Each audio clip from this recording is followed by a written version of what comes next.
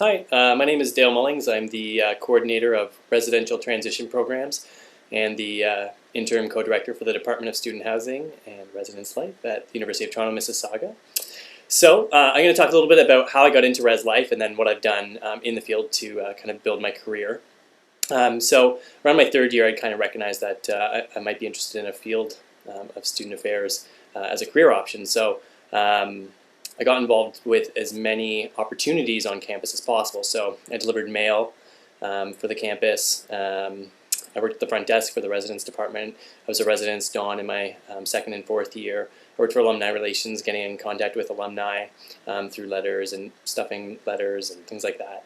I was a cleaner for the department. So I tried to get involved in as many things as possible, just try to get a more macro kind of perspective of the department.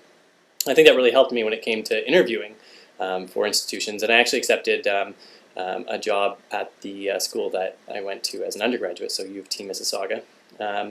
But I literally wrote my exam one day on a Friday, and then I was called a professional on Monday when I started my job. So I had a good struggle with that throughout my first year as a residence life coordinator. Not really sure why I would be called a professional, where a week ago I would have been called a student. So I went on in my second year to begin my master's part-time, and I worked full-time.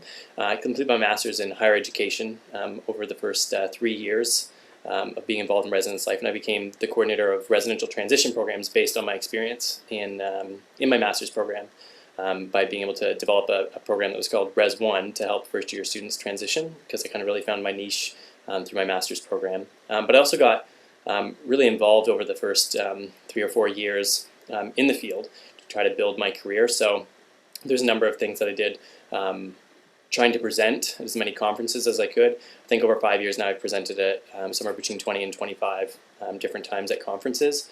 So I was a very nervous presenter, so I started with like more local type provincial conferences. Then I moved on to do some national and international conferences as I kind of became more comfortable with different topics.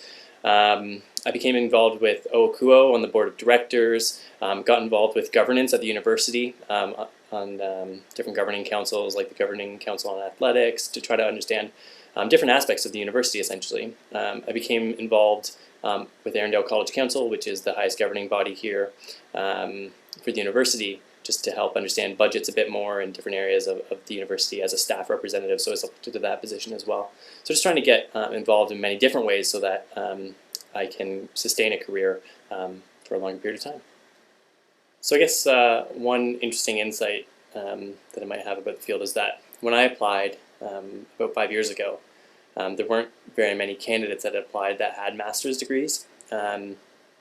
But throughout the United States, to even become a residence life coordinator, it's required that you've already completed your master's for the vast majority of positions in the US. To have an entry-level position, you have to have a master's degree.